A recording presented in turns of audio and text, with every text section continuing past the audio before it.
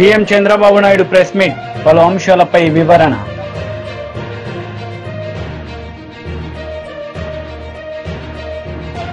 మాజీ CM YS Jagan Reddy press meet, TDP నేతలపై fire. TDP అధినేత నారా చంద్రబాబు నాయుడు ప్రెస్ మీట్ నిర్వహించారు. ఈ సందర్భంగా పలు అంశాలపై ఆయన మాట్లాడారు. ఎవరైతే చనిపోయారో వాళ్ళందరికీ చెక్కులు కూడా డిస్ట్రిబ్యూట్ చేస్తారు. మిగిలిన వాళ్ళు కూడా ఇమీడియట్ గా డిస్ట్రిబ్యూట్ చేయమని ఆదేశాలు ఇచ్చాను. అవి కూడా ఇమీడియట్ గా ఇస్తాం. అయితే మనం ఆర్థిక సహాయం చేయొచ్చు కానీ కుటుంబాలు తేలేం. ఆ కుటుంబానికి ఎవరైతే ఆధారంగా ఉంటారో, ఎవరైతే ఆ కుటుంబానికి ఒక సెక్యూరిటీగా ఉంటారో వాళ్ళు మనం తేలేం. అది జీవితాంతం తీరని లోటు. ఒక పక్క ఇండస్ట్రీస్ రావాలి కానీ రెండో పక్కన కూడా సేఫ్టీకి కూడా అంతే ప్రాధాన్యత ఇవ్వాలి. ఆ విషయాలు కూడా నేను వచ్చినప్పుడు మొత్తం మీకు ఎక్స్ప్లెయిన్ చేస్తాను. ఇక్కడ ఫార్మా కంపెనీలు మీరు చూస్తే వేపర్ క్లౌడ్ ఎక్స్ప్లోషన్, దీంతో మొత్తం అక్కడుండే ముందుగానే ఇది ఇన్ఫ్లేమబుల్, అది సరిగా మేనేజ్ చేయకుండా కానీ కారణాలు ఏమైనా కావచ్చు, జస్టిఫికేషన్ ఉండొచ్చు, జస్టిఫికేషన్ లేకపోవచ్చు, కానీ ప్రాపర్ ఎస్ఓపి ఫాలో కాలేదనేది క్లారిటీ. ఎవరైనా సరే ప్రాపర్ ఎస్ఓపి ఫాలో అయితే ఈ ప్రాబ్లం వచ్చేది కాదు. ఈరోజు మనం ఇక్కడ చూస్తే టోటల్గా ఇక్కడికి వచ్చినప్పుడు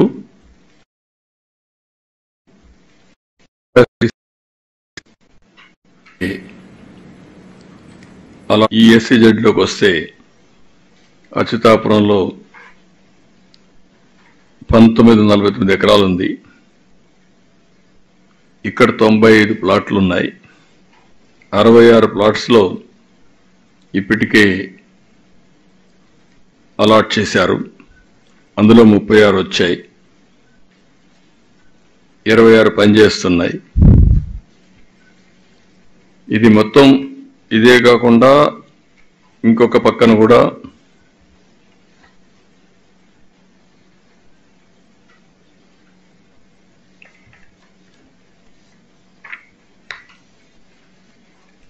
మనకు ఫార్మా ఇంకోటి కూడా ఉంది. ఈ 2 ఫార్మా యూనిట్లు కూడా ఇక్కడనే మనం చూస్తే 280 యూనిట్లు, 208 యూనిట్లు వస్తాయి. బోత్ ఎస్సీజెడ్, నాన్ ఎస్సీజెడ్ రెండూ కలిపి. అలాంటిది ఇది ఇంకా పూర్తిగా ఫుల్ ప్లెడ్జ్లో ఈ సెక్యూరిటీ స్టాండర్డ్స్ కానీ ఇవి కూడా జరగలేదు. ఇప్పుడు ఇంకొక పక్కన చూస్తే లాస్ట్ 5 ఇయర్స్లో 1924 మొత్తం ఇక్కడికి వస్తే దగ్గర 119 ఇన్సిడెంట్ జరిగాయి. విశాఖపట్నం అందులో 120 మంది చనిపోయారు.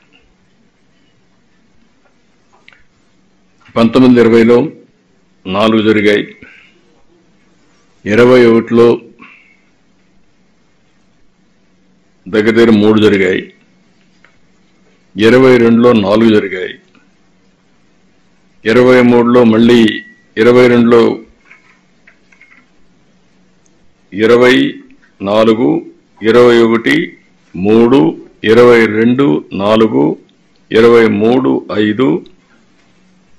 ఇప్పుడు వచ్చే కొందికి అచ్యుతాపురం ఒకటి, ఇంత మునిపే ఏప్రిల్లో మళ్ళా ఒక ఇన్సిడెంట్ జరిగింది. ఎల్జీ పాలిమర్స్ జరిగినప్పుడు ఒక దానికి దీనికి డిఫరెన్స్ మీరు చూస్తే అది పాయిజనస్ కెమికల్. ఇక్కడ పాయిజనస్ కెమికల్ కాదు కానీ ఎక్స్ప్లోజివ్ కెమికల్. ఆ బిల్డింగ్ మనం చూసాం, చాలా భయంకరం. వాల్స్ని లేపుకుంటూ అక్కడ ఉండే మనుషులు కూడా తీసేపోయి ఆ గోడకు పైన ఆ ఫెన్సింగ్ మీద పడేసే పరిస్థితి వచ్చింది. అంటే అంత పవర్ఫుల్ బ్లాస్ట్ అయ్యే పరిస్థితికి వచ్చింది. దీన్ని చూసినప్పుడు అక్కడ సంఘటనల్ని మీరు ఎగ్జామిన్ చేశారు కాబట్టి నేను మాట్లాడడం లేదు డీటెయిల్స్ అన్ని. దీని మీద మనం ఒకసారి చూస్తే పాలిమర్స్ అయినప్పుడు ఒక I4 కమిటీ కూడా వేశారు.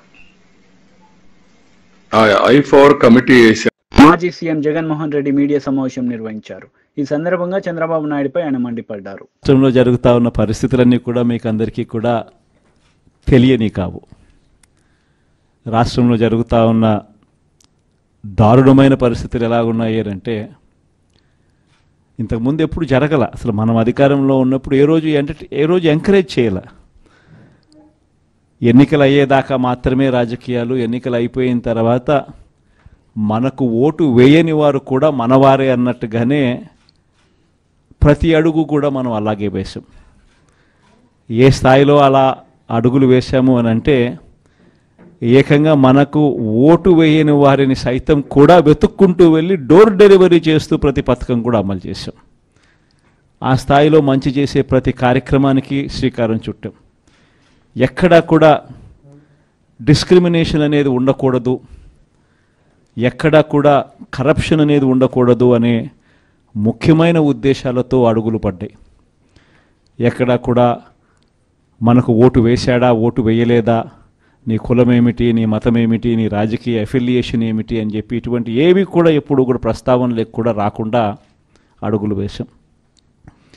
నా మొట్టమొదట కలెక్టర్ల సమావేశం కానీ ఎస్పీల సమావేశం కానీ జరిగినప్పుడు ఆ రోజు నేను మాట్లాడిన మాటలు చూసినప్పుడు ఈరోజు చంద్రబాబు నాయుడు మాట్లాడుతూ ఉన్న మాటలు, ఆయన చేస్తూ ఉన్న చేష్టలు రెండు చూసినప్పుడు ఆశ్చర్యాన్ని కలిగిస్తాయి.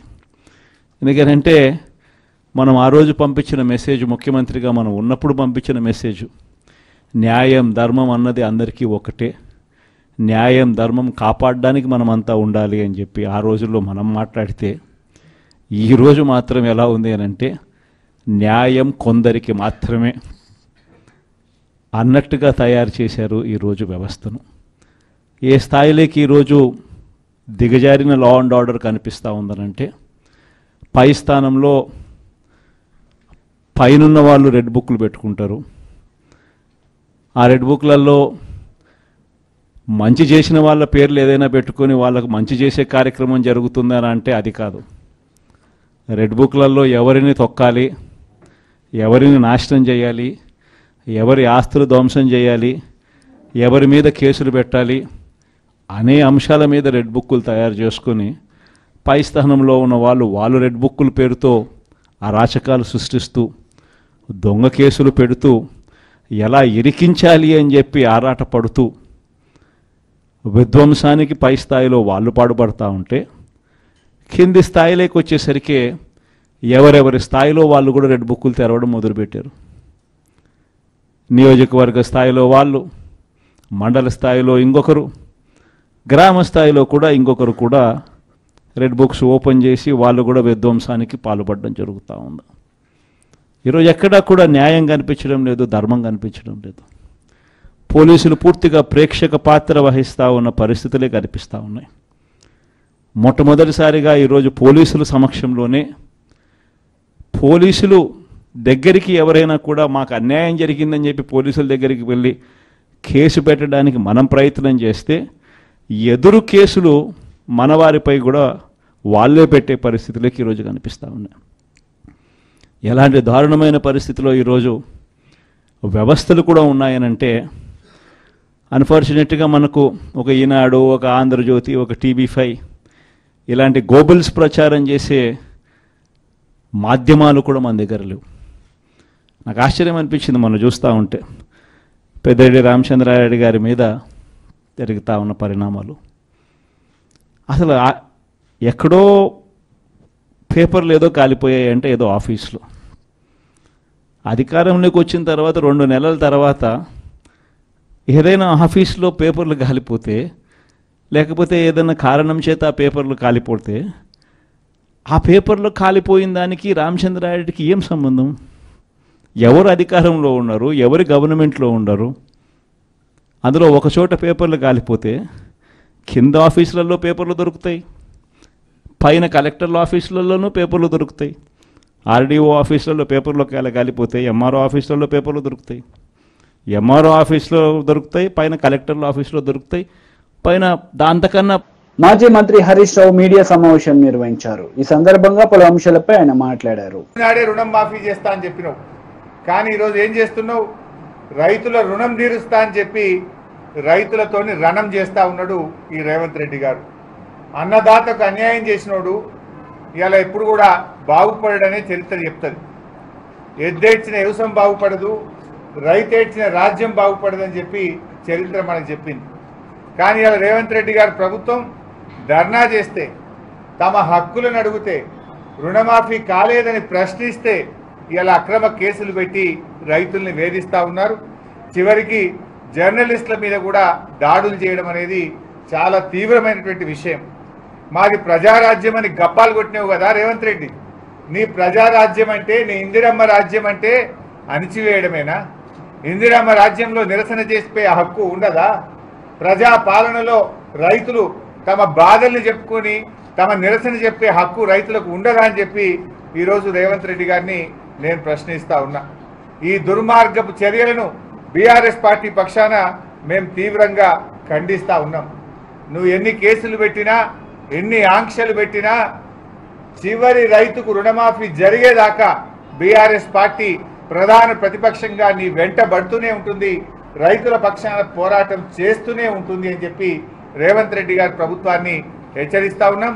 పోలీసులు కూడా చట్ట ప్రకారంగా మెదులుకోవాలి తప్ప చట్టాన్ని అతిక్రమించి ఈ ప్రభుత్వానికి కొమ్ము కాయొద్దని కూడా పోలీసులకు కూడా మేము హితవు పలుకుతా ఉన్నాం. ఎందుకంటే ప్రజాపాలన అంటే స్వేచ్ఛ ఉంటుంది అనుకున్నారు అందరు. ఇవాళ నీ దగ్గర స్వేచ్ఛ ఎక్కడున్నది? నీ ప్రజాపాలన గుట్టు రట్టయిపోయింది. నీ ప్రజాపాలనలో నీ అబద్ధాలను, నీ మోసాలను నిలదీస్తే అన్ని కేసులు, అక్రమంగా నిర్బంధించుడు తప్ప ఇంకోటి ఏం కూడా ఈరోజు ప్రజలకు కనబడతలేదు. సో మిత్రులారా, ఈరోజు యాదాద్రి లక్ష్మీనరసింహస్వామి దర్శనానికి మేము వచ్చాం. మీ అందరికీ కూడా తెలుసు ఏం జరిగిందో కూడా మీ అందరికీ తెలుసు. ఈ రాష్ట్రంలో డిసెంబర్ 7వ తేదీన మా ప్రభుత్వం అధికారంలో వచ్చిన వెంటనే ఏకకాలంలో 2 లక్షల రుణమాఫీ చేస్తామని చెప్పింది రేవంత్ రెడ్డి గారా కాదా? ఏమైంది? డిసెంబర్ 7 ఎందుకు చేయలేదు నువ్వు? డిసెంబర్ 9 నాడు రుణమాఫీ చేస్తా అన్నావు, డిసెంబర్ 7 నాడే గద్దెకెక్కినావు, కానీ రుణమాఫీ మర్చిపోయినావు నువ్వు. ఈరోజు నువ్వు ఆనాడు ఎన్నికల ముందేమో, అసెంబ్లీ ఎన్నికల ముందు 6 గ్యారంటీలు హామీలతో ప్రజల్ని మోసపుచ్చినావు. పార్లమెంట్ ఎన్నికలు వచ్చేసరికి నీ 6 గ్యారంటీలను, హామీలు ప్రజలు నమ్ముతలేరని చివరికి ఈయన గారు దేవుడి మీద ఒట్లు పెట్టే కార్యక్రమం స్టార్ట్ చేశాడు. ఏ ఊరికి పోతే ఆ ఊరు దేవుడి మీద ఒట్టు పెట్టి, దేవుడా నీ మీద ప్రమాణం చేస్తున్నా, 15 ఆగస్టు లోపు రుణమాఫీ చేసి తీరుతా అని చెప్పి ఈయన గారు చెప్పుకుంటూ వచ్చిండు. దాంట్లో భాగంగా యాదాద్రి లక్ష్మీనరసింహస్వామి మీద కూడా ఒట్టు పెట్టిండు కదా. లక్ష్మీనరసింహస్వామి తెలంగాణ కొంగు బంగారం, ఎంతో మహిమగల్ల దేవుడు. ఆయన మీద ఒట్టి పెట్టి మాట తప్పితే అది క్షమించరానటువంటి నేరం. అందుకే ఈరోజు ఆ దేవుని దగ్గరికి వచ్చినాం. ఆ దేవుడి మీద ప్రమాణం చేసి నువ్వు మాట తప్పినావు. పాలకుడే పాపం చేస్తే, పాలకుడే మాట తప్పితే ప్రజలకు, రాష్ట్రానికి అరిష్టం వాటిల్లొద్దని ఈరోజు యాదాద్రి లక్ష్మీనరసింహస్వామిని వేడుకోవడానికి వచ్చినాం. ఈ పాపాత్ముని, ఈ దుర్మార్గుణ్ణి, ఈ దివాళాకోరు ముఖ్యమంత్రిని క్షమించండి. పాపం రేవంత్ రెడ్డి చేస్తే శిక్ష ప్రజలకు పడొద్దని, ఈ తెలంగాణ ప్రజలను చూసి ఈ రేవంత్ రెడ్డిని క్షమించండి, తెలంగాణ ప్రజల్ని దీవించండి అని చెప్పి యాదాద్రి లక్ష్మీనరసింహస్వామిని మేము వేడుకున్నాం. ఆయన పాదాల చెంతకు మేమందరం కూడా రావడం జరిగింది. మీకు తెలుసు మిత్రులారా, ఏం చెప్పిండు ఆ రోజు యాదాద్రి లక్ష్మీనరసింహస్వామి మీద? ఇదే నల్గొండ జిల్లాలో భువనగిరి పర్యటనలో ఆయన గారు ఇక్కడికి వచ్చినప్పుడు ఏమన్నాడు రేవంత్ రెడ్డి గారు? అటున్న సూర్యుడు ఇటు పొడిచినా, ప్రపంచం తలకిందులైనా, ఏది ఏమైనా, ఎవడున్నా ఎవడు పోయినా 15 ఆగస్టు లోపు రుణమాఫీ చేసి తీరుతాను రేవంత్ రెడ్డి చెప్పలేదా? మరి అయిపోయింది కదా 15 ఆగస్టు. ఆనాడేమో అసెంబ్లీ ఎన్నికల బొత్స సత్యనారాయణ మీడియా సమావేశం నిర్వహించారు. ఈ సందర్భంగా పలు అంశాలపై ఆయన మాట్లాడారు. ఆయన అప్పుడు సెక్రటరీ, ఆయన ఆధ్వర్యంలో వేసాము, ఆయనే చూడమని చెప్పాము, ఆయనే పర్యవేక్షణాధికారి, ఆయనతో చేయించాము. ఇప్పుడు అలాగే చేస్తే ఆటోమేటిక్ తగ్గుతుంటాయి. అది అలాగని వ్యవస్థను ఆపేయమని చెప్పట్లేగా మేము. సార్ ఇప్పుడు మీరు చెప్తున్న విధంగా అధికార పార్టీ నాయకులు రాలేదు, దానికి కారణం అంటారు. నాకేం తెలుసు, మీరు అడగండి వస్తారు. తర్వాత ఇప్పుడు నేను అన్నాను కదా, వాళ్ళకి ఖాళీ లేక వాళ్ళకి వెళ్ళిన వాళ్ళకి నిర్లక్ష్యం నిన్న జరిగిన ఎన్నికల్లో వాళ్ళకి వచ్చిన ఈ చూసి ఏ రకంగా తెచ్చుకున్నారు అవి చూసి వాళ్ళకి వచ్చి ఎక్కడున్న వచ్చి అక్కడ లేవు అని నేను అనుకుంటాను. Maybe wrong or right. లేకపోతే ఎవడో నవ్వుతాడండి, సామాన్య ఇక్కడ వచ్చి చూడకపోతే ఇది మానవత్వం ఎవడో చేయాలి కదండి. ప్రభుత్వంలోనే ప్రభుత్వం లేకపోయినా నేను ఇప్పుడు అక్కడికి వెళ్దాం అనుకున్నాను. ఎక్కడికి ఇప్పుడు మేము అందరం కలిసి మా నాయకులు అందరం కలిసి వెళ్దాం అనుకున్నాం. పోలీసులు అడిగాను, లేదండి ముఖ్యమంత్రి గారు వస్తున్నారు, దాంట్లో మనం కాంట్రవర్సీ ఉండకూడదు, వాళ్ళు వెళ్తున్నప్పుడు వచ్చి పోలీసు దానికి సెక్యూరిటీ వ్యవహారం ఉంటాయని, సరే వాళ్ళు వెళ్ళిన తర్వాత వస్తామని చెప్పాము. అంత ఉందాక పరిస్థితి, అందుకే నో అని వెళ్ళలేక కదండి. అది సాంప్రదాయం. అది పద్ధతి. ఎవరు దేనివల్ల వ్యవస్థకి ఏది జరిగినా వ్యవస్థకి నష్టం జరగకూడదు. వ్యవస్థను కాపాడుకుని చేయాలి, ప్రజలకు నమ్మకం కలగాలి. బీజేపీ లీడర్ మీడియా సమావేశం నిర్వహించారు. ఈ సందర్భంగా పలు అంశాలపై ఆయన మాట్లాడారు. మీదనే మీకు విశ్వాసం ఉందని చెప్తే మరి బంగ్లాదేశ్ కు సంబంధించినటువంటి చౌదరి గారు రాసినటువంటి ఆర్టికల్ కి మీ సమాధానం ఏందో చెప్పాలి. పత్రిక ఏదో చిన్న పత్రిక కాదు, వెబ్సైట్ కాదు, ప్రపంచంలో చాలా సంవత్సరాల నుంచి పబ్లిష్ అవుతున్నటువంటి ఒక మ్యాగజైన్. దాని పేరు బ్లిడ్జ్, BLITZ. బ్లిడ్జ్ అనే ఒక పత్రిక. అని నాకు కలర్ జిరాక్స్ లేక బ్లాక్ అండ్ వైట్ తెచ్చిన. అందమైన బొమ్మలేసింది, బికినీల బొమ్మలేసిర్రు, రాహుల్ గాంధీ బొమ్మలేసిర్రు, రాహుల్ గాంధీకి భార్యలు ఉన్నారని రాసిర్రు, రాహుల్ గాంధీకి పిల్లలు ఉన్నారని రాసిర్రు, వాళ్ళ బొమ్మలు కూడా వేసిర్రు పక్కన. నీకు విదేశీ జర్నలిస్టులే కరెక్ట్ అయితే, విదేశీ పేపర్లే కరెక్ట్ అయితే, హిండెన్బర్గ్ రాసింది కరెక్ట్ అని మీరు నమ్ముతుంటే, అన్న నువ్వు కూడా ఎంపీ, నేను కూడా ఎంపీ, నేను బ్లిడ్జ్ పేపర్ని నమ్ముతున్నా. నువ్వు హిండెన్బర్గ్ నమ్మి మా మీద బురద చల్లితే నేను బ్లిడ్జ్ని నమ్ముతున్నా, నేను బురద చల్లలేను. మీరు చూసుంటారు రాహుల్ గాంధీ గారు ఈ మ్యాగజైన్, చూడకపోతే నేను పంపిస్తా, రేవంత్ రెడ్డి గారికి కూడా పంపిస్తా. రాహుల్ గాంధీ గారి వివిధ రూపాలు, భిన్న పార్శ్వాలు, భిన్న భార్యలు, భిన్న సంతానం గురించి బ్లిడ్జ్ అనే పత్రిక వార్తలు రాసింది. దీనికి కూడా సమాధానం చెప్పుండ్రి. హిండెన్బర్గ్ నమ్మిన మీరు బ్లిడ్జ్ని నమ్మడంలో మీకు ఏమైనా అభ్యంతరం ఉందా? Then what is the criteria and credibility of Hindenburg? What is the criteria and credibility of Blitz? ఏ దేశంలో కన్నా పోయి అడుగుదాం, ఉన్నదా లేదా? మరి ఈ బొమ్మ కూడా అలానే వచ్చింది బ్లిడ్జ్లో. ఇదెవరో రాహుల్ గాంధీ చెప్పాలి. ఈ బొమ్మలు ఉన్న వాళ్ళకి నాకేం సంబంధం లేదంటాడా, లేదా నా భార్య అంటాడా, నా గర్ల్ ఫ్రెండ్ అంటాడా, లేదా సుప్రీంకోర్టు చెప్పింది living together is not an offence, so I'm living together with somebody else అంటారా? You please answer Rahul Gandhi garu. మీరు ఒక ఎంపీగా హిండెన్బర్గ్ అనేటువంటి పేపర్ నమ్మిండ్రు. మీ తోటి ఎంపీగా అదే 18వ పార్లమెంట్లో సభ్యుడైన నేను బ్లిడ్జ్ అనే పేపర్ నమ్మి అడుగుతున్నా. ఈ బ్లిడ్జ్ అనే పేపర్ రాసింది తప్పైతే నోటీస్ ఇయ్యి, సుప్రీంకోర్టులో కేసు అయ్యిండ్రి, లేకపోతే ఈ బ్లిడ్జ్లో వచ్చిన బొమ్మలు తప్పని చెప్పుండ్రి, లేదా ఈ బ్లిడ్జ్లో వచ్చిన బొమ్మలు నాయే, నా పక్కన ఉన్న వాళ్ళు కూడా మా శ్రీమతి అని చెప్పుండ్రి, ధైర్యంగా అంగీకరించుండ్రి. శ్రీమతి అని అంగీకరించకపోతే I want to live together అని చెప్పు, ఐఎమ్ లివింగ్ టుగెదర్ అని చెప్పు. ఏమీ చెప్పకుండా మన తప్పులు కనబడొద్దని, మన వీపు కనబడొద్దని, ఇవన్నీ మీ బొమ్మలేని నేను అనుకుంటున్నా రాహుల్ గాంధీ గారు. Because I seen the original magazine. నేను చూసిన రంగురంగుల బొమ్మలు బాగుండే. సో నాకు జిరాక్స్ దొరకలేదు కాబట్టి నేను జిరాక్స్లో బ్లాక్ అండ్ వైట్ తెచ్చుకున్నా. ఇవన్నీ మీ బొమ్మలే. మీతో పాటు ఉన్న వీళ్ళందరూ ఎవరో కూడా చెప్పాలి. మరి ఇవేమీ చెప్పకుండా హిండెన్బర్గ్ నమ్ముతా అంటే నేను బ్లిడ్జ్ని నమ్ముతున్నా. మరి సుప్రీంకోర్టు హిండెన్బర్గ్లో వచ్చింది తప్పు అని కొట్టేసింది. బ్లిడ్జ్లో కూడా మరి మీరు పోయి చెప్పుండ్రి, బ్లిడ్జ్లో వచ్చిన ఆడవాళ్ళకి నాకు సంబంధం లేదు, ఈ బొమ్మలకి నాకు సంబంధం లేదు, ఇవేమీ నాకు సంబంధించిన విషయాలు కాదు అని చెప్పండి Rahul Gandhi garu. When you are relying on Hindenburg which is published from other country, I'm relying on another paper called Blitz. నేను చిన్నగా ఉన్నప్పటి నుంచి చదువుతున్నా ఈ మ్యాగజైన్ని. Then why can't you answer who all these are? ఈ ఫోటోలలో ఉన్న అమ్మాయిలందరూ ఎవరు? వీళ్ళకు మీకు ఏం సంబంధాలు ఉన్నాయి? మీకు సంబంధించినటువంటి ప్రతి ఆధారాన్ని బ్లిట్జ్ అనేటువంటి పత్రిక ఆధారాలతో సహా పబ్లిష్ చేసింది. నేను ఇది రాహుల్ గాంధీ గారికి పంపిస్తాను. లేదంటే రేపు పొద్దున ఫ్లైట్కి ఢిల్లీకి పోయి ఇచ్చిరమ్మని రేవంత్ రెడ్డి గారు అడిగితే రేపు పొద్దున 7 గంటల ఫ్లైట్కి పోయి రేపు ఇది పోస్ట్ చేసి ఆ 10 జనపతి కాడ అలా ఇంటి ముంగట డబ్బా ఉంటే డబ్బాలో పెట్టేస్తా, లోపలికి రానియారు కాబట్టి. దయచేసి దీని మీద కూడా మాట్లాడాలి రాహుల్ గాంధీ గారు. Please explain what this blitz magazine is speaking. BRS leader media సమావేశం నిర్వహించారు. ఈ సందర్భంగా పలు అంశాలపై ఆయన మాట్లాడారు. కోరిక మేరకు ఆ రోజు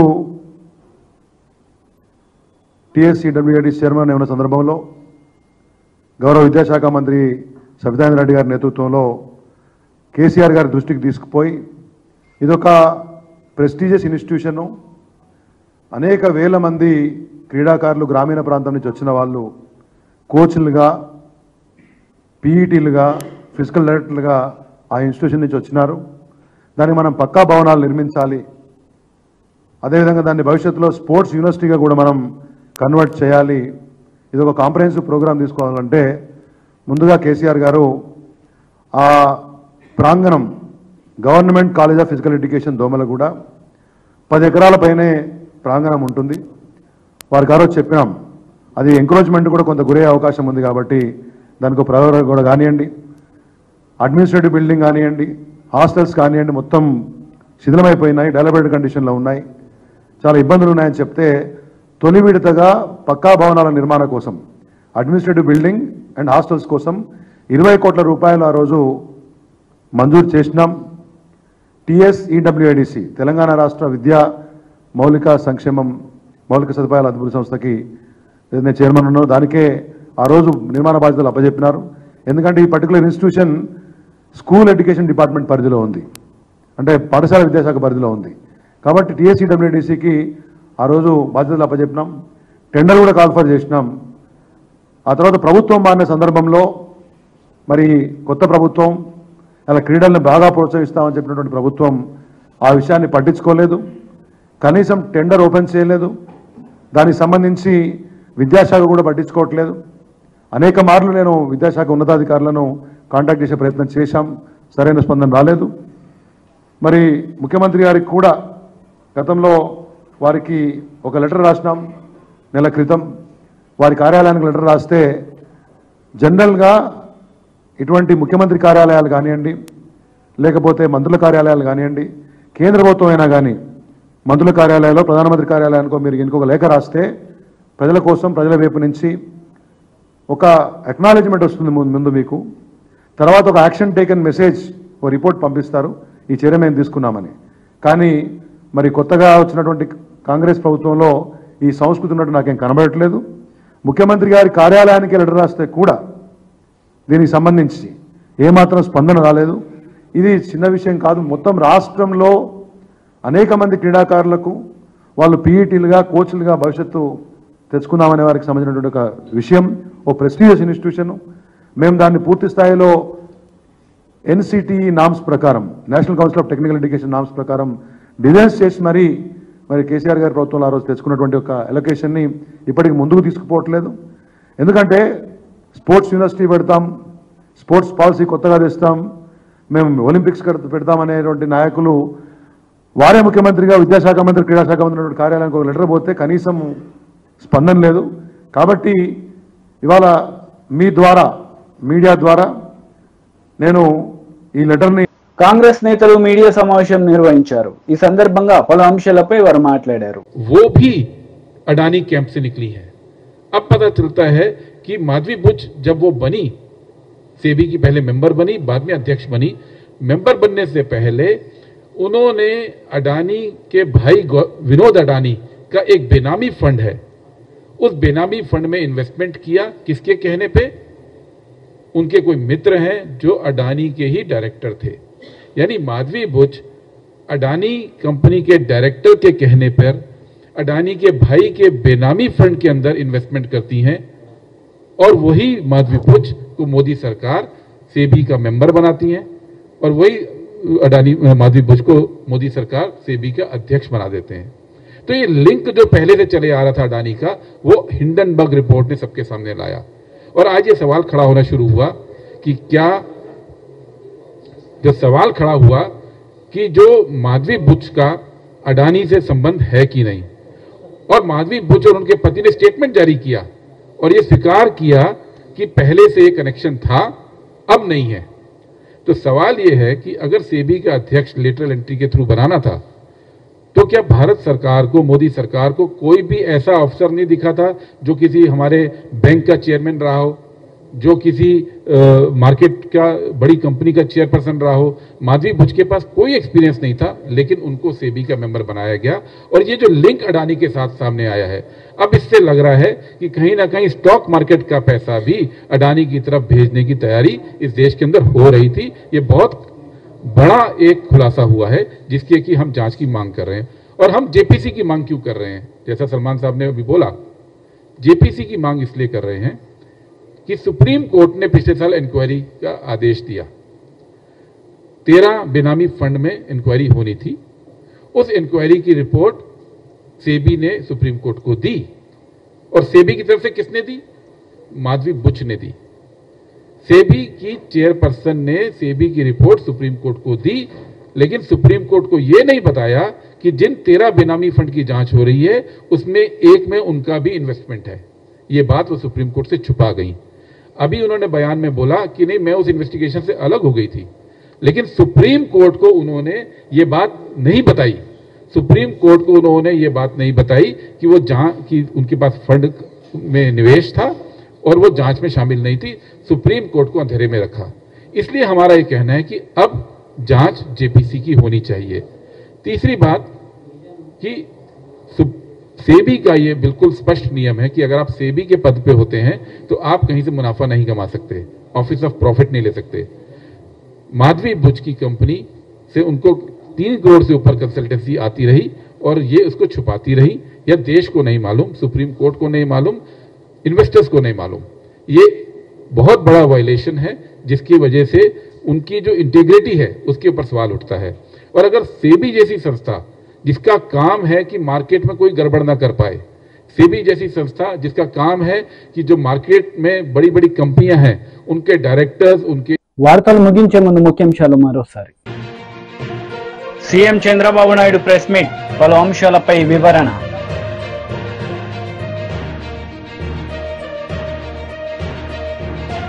మాజీ CM YS Jagan Reddy press meet, TDP నేతలపై ఫైర్. ఈ వార్తలు ఇంతటితో సమాప్తం. తిరిగి ప్రసారమయ్యే వార్తల్లో మళ్ళీ కలుద్దాం. అంతవరకు సెలవు. నమస్తే.